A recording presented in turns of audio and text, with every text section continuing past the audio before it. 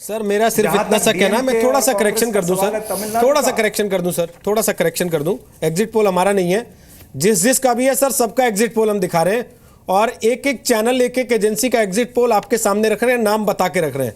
India TV सी voter का रख रहे हैं, आज तक एक्सेस का रख रहे हैं, सारे एग्जिट पोल्स, टाइम्स नाउ का सर्वे आपको दिखा रहे हैं, सारे एग्जिट पोल्स आपके सामने रख रहे हैं सर। जो आपको पसंद आए सर वो चूज कर लीजिए, जो आपको अच्छा लगता है वो चूज कर लीजिए। कोई फोर्स नहीं कर रहे सर हम आपके ऊपर कि नहीं यही वाला है। जहां तक तमिलनाडु का सवाल है, वहां पर कांग्रेस और करुणानिधि पर लोगों की करुणा रहेगी, ये मैं कह सकता हूं, और 19 तारीख को वो नतीजे बताएंगे। सर करुणानिधि पर रहेगी कांग्रेस को, उसका फायदा मिलेगा, या कांग्रेस पर भी रहेगी करुणा लोगों की? करुणानिधि पर तो करुणा रहेगी, कांग्रेस पर भी करुणा रहेगी, ये मैं कह रहा हूं। ये कांग्रेस करुणा की कब डिपेंडेंट हो गए? क्योंकि मेजर पार्टी है कांग्रेस, तो शायद हम तो कांग्रेस को एक नेशनल पार्टी के रूप में जानते हैं। जनता की करुणा हो रहेगी। बोलिए सर, बोलिए सपरा जी, पूरा कर लीजिए बात को। जी वही कह रहा हूं कि तमिलनाडु के अंदर हम सरकार बनाएंगे डीएमके के साथ में, पुदुचेरी में भी सरकार बनेगी, और ये जो आसाम के आंकड़े जो है आपके, ये थोड़े से ठीक नहीं लग रहे। और केरला के अंदर जो हमेशा इतिहास रहा है कि एक बार यूडीएफ रही है, एक बार एलडीएफ रही है, मुझे लगता है कि वो इतिहास दोहराया नहीं जाएगा। इस बार फिर एक बार यूडीएफ जो है वो जीत करके आएगी। चलिए, आप ऐसा कह रहे हैं तो सर अच्छी बात है, हम उम्मीद करते हैं जैसा आप उम्मीद कर रहे हैं वैसा आपके मन मुताबिक हो जाए। लेकिन अभी तक जो सारे एग्जिट पोल्स आ रहे हैं, एक एक करके हमने सारे एग्जिट पोल आपके सामने रख दिए, तमिलनाडु का भी, केरल के भी, और जैसे जैसे आएंगे वो हम आपको दिखाते चले जाएंगे। लेकिन असम में जो एग्जिट पोल्स आ रहे हैं वो ज़्यादातर यही कह रहे हैं कि बीजेपी की सरकार बन रही है असम में। अभी तक के ये अनुमान है, आज की तारीख में एग्जिट पोल में हो सकता है कि 19 तारीख को जब वोटों की गिनती हो तो वो पलट भी सकता है, कोई बड़ी बात नहीं है एग्जिट पोल का गलत साबित होना। लेकिन आज की तारीख में लोगों का मूड ऐसा लगता है एग्जिट पोलस्टर्स को। और साथ ही साथ जो दूसरी बड़ी बात वो ये कि पश्चिम बंगाल में ममता बनर्जी की सरकार की वापसी के संकेत साफ साफ तौर पे दिखाई देने लगे। इससे पहले मैं अपने दोनों एक्सपर्ट से कमेंट लूं। सोमनाथ जी, आप भी जल्दी से एक कमेंट कर लीजिए, आपको कोई सर्वे पसंद आया कि नहीं अब तक इनमें से? नहीं, ममता का ऊपर ममता मीडिया ने नहीं किया, ममता का ऊपर ममता पश्चिम बंगाल जनगण ने किया है। और जनता का करुणा कांग्रेस का ऊपर किया था, मालूम है 2014 में 40 हो गया था पूरा देश में। तो जनता का करुणा और ममता का ऊपर ममता किसका है ये तो कांग्रेस का बाद में पता चलेगा। कोई एथिक्स नहीं है। बंगाल में सीपीएम का साथ में गठबंधन किया, केरल में जाके झगड़ा कर रहा है।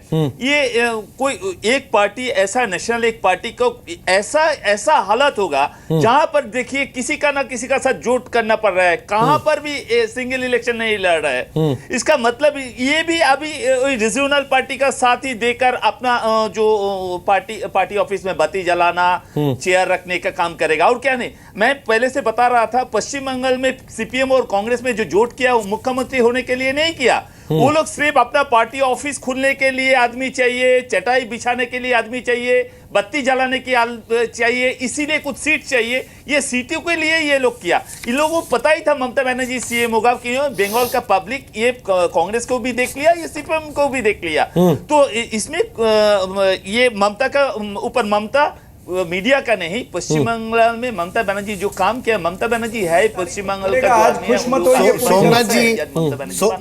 सोमनाथ जी, अगर ममता दीदी रिपीट कर जाती हैं इस चुनाव में, तो क्या जनता ये मान ले, ये देश ये मान ले कि ममता जी ने सारे टेक्निक्स जो सीपीएम के थे वो सब सीख लिए हैं? क्या जनता को, ये देश की जनता को ये मान लेना चाहिए कि सीपीएम के सारे टेक्निक्स जो रियल टेक्निक्स है वो ममता दीदी ने भी अब सीख लिए हैं? मैं आपको एक चीज बता रहा हूं। आप लोग को मालूम है बंगाल में कैसे इलेक्शन होता था? एक मिनट, 2008 से पहले कैसे इलेक्शन होता था? एक एमपी ने 5 लाख वोटों से जीतता था, एक एमएलए 1.5 लाख से वोटों से जीतता था। और ये इलेक्शन में इलेक्शन कमीशन और सेंट्रल बाहिनी ने कुछ गलत किया, लेकिन जैसे इलेक्शन किया, पब्लिक आया, वोट दिया, कहां पर भी सीपीएम वाला कांग्रेस कहां पर भी एक भी बूथ में रिपोल नहीं मांगा है, इलेक्शन हुआ। इसका मतलब यहां पर जो द पीपल ऑफ बंगाल वो लोग वोट में लाइन में खड़ा हुआ वोट दिया, उन लोग का भरोसा है ममता के ऊपर। आप सीपीएम का अमल टाइम का जो इलेक्शन, ये इलेक्शन बराबर लेकिन नहीं कर सकते। ममता जी को आप फिर तो इलेक्शन पत्रकार हैं, कमीशन आपको पर भरोसा क्यों नहीं है? 2007-8 तक ममता कैसे इलेक्शन हुआ था? ममता जी को इलेक्शन कमीशन पर भरोसा क्यों नहीं था? वो इलेक्शन कमीशन का बारे में ममता बनर्जी एक भी बात नहीं किया। बोला है सेंट्रल फोर्स जो कर रहा है, एक बुढ़ा आदमी वो जा रहा है, उसको भगा रहा है, स्ट्रोक हो गया।